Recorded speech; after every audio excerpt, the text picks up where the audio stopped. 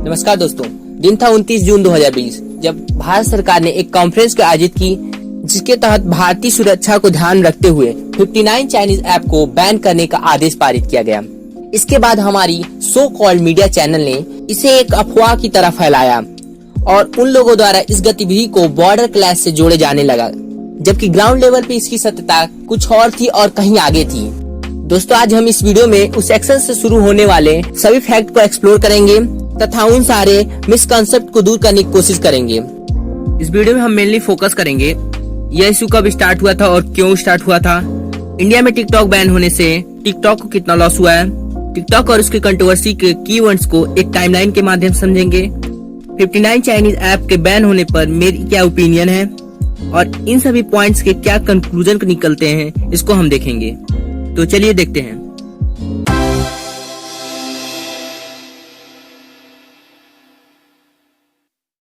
इस पूरी कहानी समझने के लिए हम 2 ईयर बैक जाते हैं, नवंबर 2017, जब सिक्योरिटी रिस्क और साइबर स्पियोनेज की आशंकाओं पर इंडियन डिफेंस मिनिस्ट्री ने एक न्यू एडवाइजरी जारी किया जिसमें 42 चाइनीज ऐप को खतरनाक माना गया और भारतीय सशस्त्र बल और केंद्रीय सशस्त्र पुलिस कर्मियों को तत्काल इन ऐप को अनइंस्टॉल करने को कहा गया। ध्यान देने वाली बात यह है कि इस वक्त हमारी मेन स्ट्रीम मीडिया ने इस न्यूज को कवर करना ही नहीं चाहती थी, क्योंकि वह उस वक्त इलेक्शन और बॉलीवुड के न्यूज को मेनली कवर कर रही थी। 3 अप्रैल 2019 को आते हैं जब मद्रास हाई कोर्ट ने टिकटॉक को हार्मफुल कंटेंट के कारण बैन लगाने के लिए केंद्र से मांग की और टिकटॉक पर बनाई गई किसी भी सामग्री को प्रसारित करने के लिए मीडिया को प्रतिबंधित किया। इसी के साथ टिकटॉक को प्ले स्टोर और एप्पल स्टोर से हटा दिया गया, लेकिन यह बैन केवल 2 वीक के लिए था और इंडिया में टिकटॉक का यह फर्स्ट टाइम बैन था जिसे मेन स्ट्रीम मीडिया ने इलेक्शन 2019 के कारण कवर नहीं किया। अंत में 29 जून 2020 को मिनिस्ट्री ऑफ इंफॉर्मेशन टेक्नोलॉजी ने सेक्शन 69A के तहत बाइडांस कंपनी के टिकटॉक के साथ 59 चाइनीज ऐप को बैन कर दिया, जिसका रीजन था भारत की संप्रभुता और अखंडता, भारत की रक्षा, राज्य की रक्षा और सार्वजनिक व्यवस्था के लिए। इस वक्त मीडिया ने इसे बॉर्डर क्लैश से इसलिए इंक्लूड करके बोली क्योंकि इस वक्त एंटी चाइना सेंटीमेंट काफी आगे निकल चुका था और #बाइकॉट चाइना ट्रेंड कर रहा था।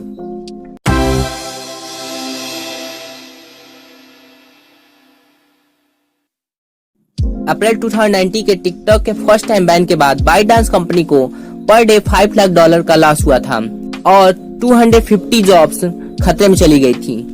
29 जून 2020 के टिकटॉक के सेकेंड टाइम बैन के बाद आए टिकटॉक के रिपोर्ट के अनुसार बाइडांस कंपनी को $6 बिलियन का लॉस हुआ है। अगर डेली बेसिस लॉस की बात करें तो वह 3.5 करोड़ है।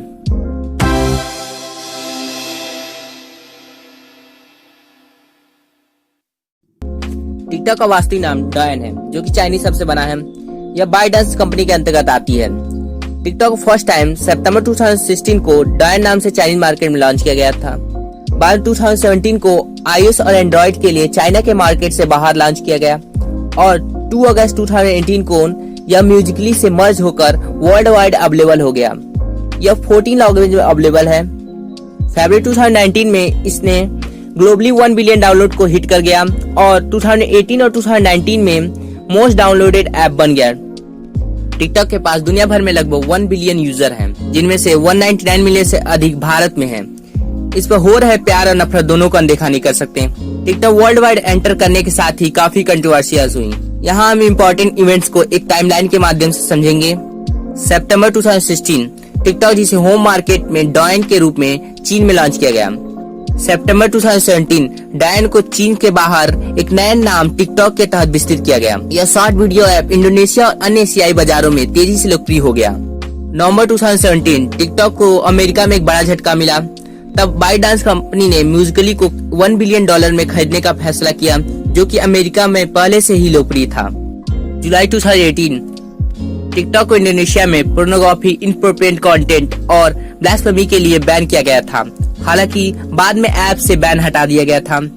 टिकटॉक इससे पहले भी इनअप्रोप्रिएट कंटेंट के लिए इंडोनेशिया के अधिकारियों के रडार में आ गया था। अगस्त 2018 बाइडांस ने घोषणा किया कि वो म्यूजिकली को बंद कर देगा और टिकटॉक के साथ मर्ज हो जाएगा। नवंबर 2018 टिकटॉक 800 मिलियन से अधिक मंथली एक्टिव यूजर हो गए, जिससे यह दुनिया के टॉप सोशल मीडिया प्लेटफॉर्म में से एक बन गया। अप्रैल 2019 मिदुर के सीनियर लॉयर मिथु कुमार ने पोर्नोग्राफी कंटेंट और expose of children to sensitive content का हवाला देते हुए टिकटॉक पर प्रतिबंध लगाने के लिए मद्रास उच्च न्यायालय में याचिका दायर। तब टिकटॉक में भारत में 54 मिलियन एक्टिव यूजर थे। 3 डे लेटर हाई कोर्ट ने केंद्र सरकार से ऐप पर प्रतिबंध लगाने और मीडिया को टिकटॉक पर बनाई किसी भी सामग्री को उपयोग करने पर प्रतिबंध लगाने की मांग की।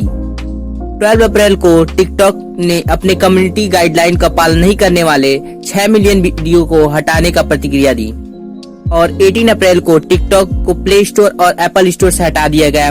यह प्रतिबंध केवल 2 सप्ताह के लिए था।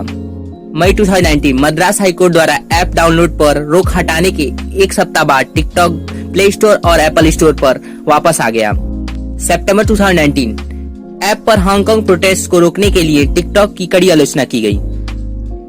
यह आरोप लगाया गया था कि टिकटॉक चीन की सरकार को खुश करने के लिए हांगकांग में लोकतंत्र समर्थन विरोध में संबंधित सामग्री को सेंसर कर रहा था। बाद में टिकटॉक ने सार्वजनिक बयान जारी करते हुए उन आरोपों का खंडन किया।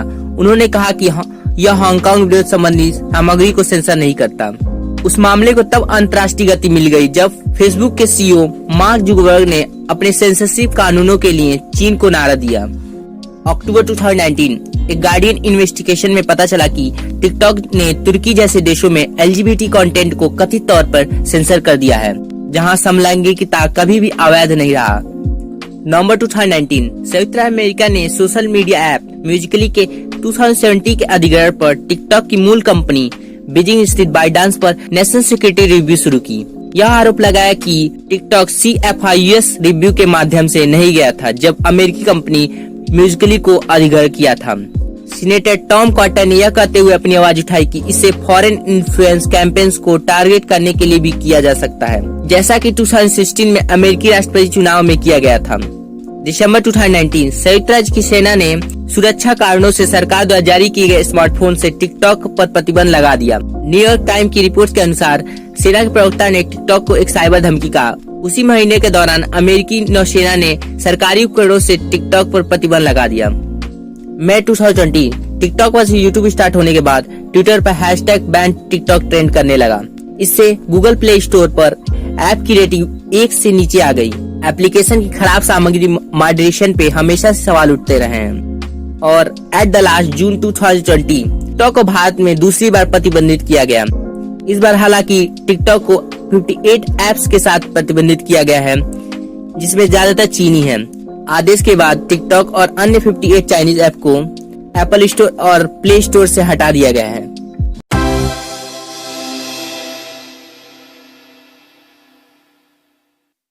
$59 चाइनीज ऐप को गवर्नमेंट के द्वारा बैन करना कंट्री के लिए एक राइट स्टेप है, क्योंकि किसी भी गवर्नमेंट को अपनी कंट्री और वहां रहने वाली जनता की सुरक्षा इम्पोर्टेंट होती है।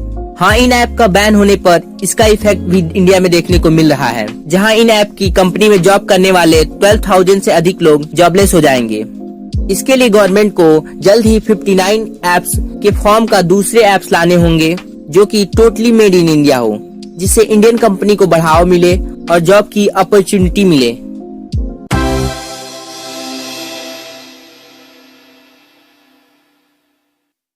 विगत कुछ सालों से चाइनीज ऐप इंडियन मार्केट में टोटली कैप्चर कर लिया था, जो कि हम यहाँ उदाहरण के रूप में देख सकते हैं। टिकटॉक को इंडिया में 611 मिलियन बार डाउनलोड किया गया था, जबकि एक्टिव यूजर 200 मिलियन से अधिक मानी गई है।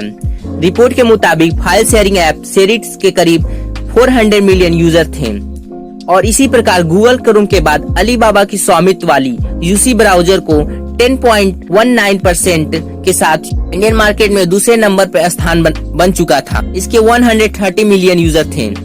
हम ऐसा नहीं कर सकते कि यह 59 चाइनीज ऐप परमानेंटली बैन रहेगा।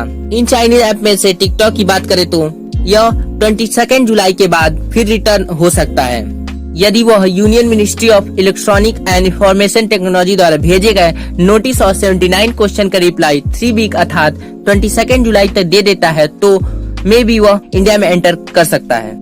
आप हमारे वेरियस सोशल मीडिया से जुड़ सकते हैं, जहां आप नेक्स्ट वीडियो किस टॉपिक पे चाहिए बता सकते हैं और नेक्स्ट वीडियो के अपडेट को जान सकते हैं। धन्यवाद।